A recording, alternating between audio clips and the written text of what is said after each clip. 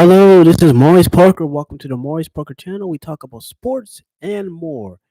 As we get into week 12 of the NFL season, week 13, I just want to give a recap of week 12. I want to thank each and every one of you for subscribing to this channel as we're building a platform and continuously growing as a community. I just want to say thanks to each and every one of you.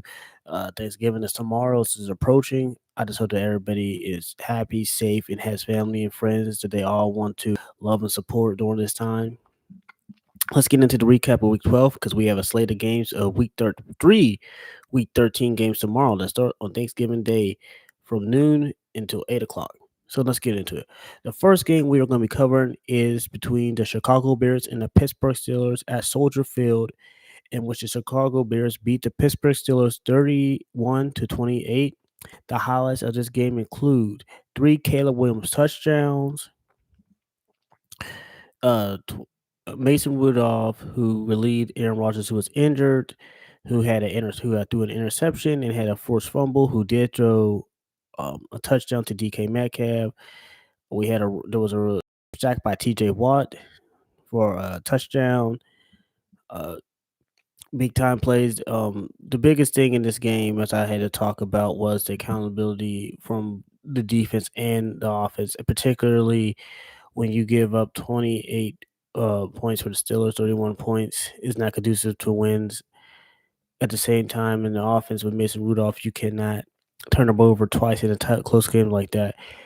From any quarterback, you want to really have a clean game, especially in those close, tight knit games. Two turnovers, an interception, the sideline, the first pass play to DK Metcalf get picked, and then Montez Sweat gets past Darnell Washington, and it's just as uh, Mason Rudolph, who for the most part had a really good game, but those two turnovers end up hurting the Steelers as they lost 31-28. The defense didn't give up much in the run game, but the passing game was a totally different story. You have to give the Chicago Bears and Caleb Williams credit because in his first year he wasn't doing that much, but the second year he's really gone to a great quarterback, a really good quarterback in this league. Uh, the Bears have went on to be 8-3. The Steelers had went on to be 6-5, and that goes into the next point. The Pittsburgh Steelers with this loss are no longer in the playoffs at this current moment because the Baltimore Ravens, by their standard, have won in their SC 6-5 in the playoffs with the same record because it didn't have no divisional losses. And you had to give shout outs to Baltimore and Lamar Jackson and Harbaugh because that organization started off 1-5 and came out roaring back. So it makes it much more interesting. This is a tidbit tomorrow for you guys. If the Ravens lost tomorrow, the Steelers would be first in the AFC North. But as of right now, the Ravens are first right now in the AFC North for the AFC North. Another game that was a key game was between the Indianapolis Colts and the Kansas City Chiefs. Now, this game really went down to the wire. Uh, for the most part, Mahomes and the offense was contained. They had 3 drives that had field goals. For the most part, the Colts were scoring touchdowns, but um, gotta give Mahomes credit here because in the last drive, this game goes into overtime 20-20. Now, the Colts went 3-and-out. It looks like the Chiefs are going to go 3-and-out. No, it's 3rd-and-7, and Mahomes is getting blitzed. He's about to take a big time shot, and he launches a beautiful pass to uh Xavier Worthy for the first down and gets him past midfield, and they throw another good pass to Rashid Rice that gets them into field goal range. Harrison Butker knocks down the kick. They advance to 6-5 outside of the playoffs, looking in as well as the Steelers. But gotta give them credit because NFL is a tough league. I know said the quarterback Daniel Jones has been doing a pretty good job doing his thing, and he has done an awesome job of doing an awesome job of doing, keeping the momentum going, keeping pressure going. You got to just give him complete credit in that avenue for that in everything that he does. But you got to give the Chiefs credit for doing their job, just being tenacious on defense, not giving up, because it would have been so easy to. Another highlight game I want to talk about was between the Cleveland Browns and Las Vegas Raiders. Now, this game was Shador Sanders' first official start, and although it wasn't the cleanest performance, he got the win against Raiders team in Las Vegas. Now, Miles Garrett, who has 18 sacks actually after this game, could become the all-time leading sack regular could break the record for most sacks in the season. That is currently tied with T.J. Watt and Strahan with 22 and a half. And at this point, he can is very much show that he's going to high probability that he's going to get the record. I think despite the Browns being 3-8, I would say that would be that high contention that the defensive player of the year would be him.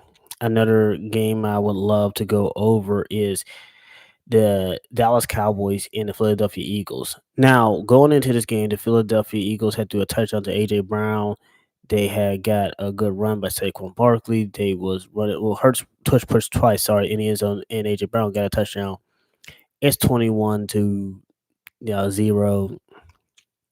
Cowboys are looking devastated. This look like okay, they're going to lose. Little by little, Prescott starts driving. Touchdown, George Pickens. Touchdown, Ferguson. Prescott runs it in for the end zone, and all of a sudden they come back. There was actually a special teamer who made a beautiful play to cross a fumble to change the course of the game. So I think late in the third or fourth quarter, as the Cowboys are punting the ball, their person who was running, gunning gets blocked, he gets hit, he falls down, gets pushed again. He keeps running, he stops, ends up making a play, causes the fumble, and that was a turning point of the game.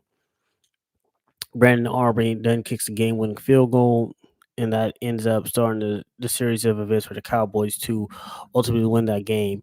In that standpoint for the Philadelphia Eagles, it's just one of those games where momentum goes your way, and then slowly another team could build momentum. And unfortunately, sometimes you lose a game that you think is secure, but you just got to keep the pedal to the metal and get ready for the next one for the Dallas Cowboys. This is a great win for you guys, a defining moment to win by 21 points, being down 21 nothing, but to come all the way back and win shows a lot of resiliency by your team. I think that another game that was a complete blowout was between the Los Angeles Rams and the Tampa Bay Buccaneers, in which it was all the Rams in that game. I think the main theme points was the Rams have a very good defense, ladies and gentlemen. You have to be aware of their defense making turnovers, making plays on the ball. Baker Mayfield, although he is fiery and feisty today, he just wasn't the day, and he ended up leaving the game with an injury to his shoulder, which was sad because really Baker Mayfield's a great quarterback. Sam Bradford, I said bad. Yeah, Matthew Stafford. I said Sam Bradford. Sorry, Matthew Stafford is a great quarterback for the Rams, and he was a great Detroit quarterback. I think that showed a lot of resiliency for him to still be playing at a high level. Puka Nakua, Devontae Adams. Um, it just shows a lot of greatness, and ultimately by winning 34-7, I think the Rams.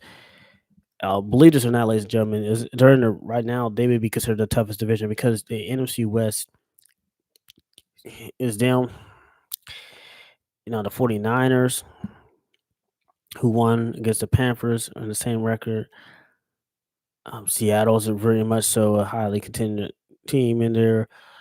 You got to just think there's a whole plethora of teams in that division that have definitely made an impact in the NFL this year, as well as looking at.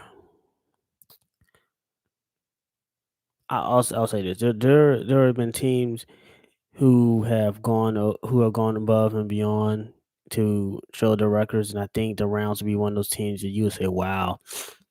And honestly, looking at the stat of the season as we're getting past the halfway point, getting to the final stretch, I would say to all the teams out there fighting for a playoff spot that's in the playoff spot, you always go into a game believing you're going to win. It doesn't matter who the opponent is. You got to believe in the work and the preparation you put in. Games are never played on paper, they're always played on the field. You got to believe in the dedication and commitment. You got to tell yourself, have you guys got to be all locked in in order to be successful. And you guys have done a great job to making it into the league. I love watching each and every one of you guys perform every Sunday. I know that it's just a small sample size of the job that we see you guys play. I'm pretty sure there's more work and training camps and practices and meetings that you guys get into that the public is not privy to. And I always put that into consideration. I say I appreciate the work ethic because I understand, just like me and anybody, you got to work hard, and there's things that people are never going to see, and we then can look at what they do see.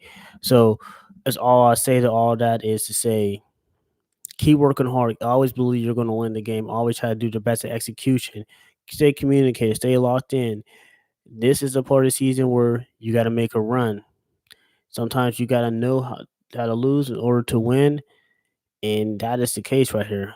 It's not how hard, and I'll say this to all the teams out there fighting for the plus and the plus. It's not how hard you fall down, it's the ability to get back up.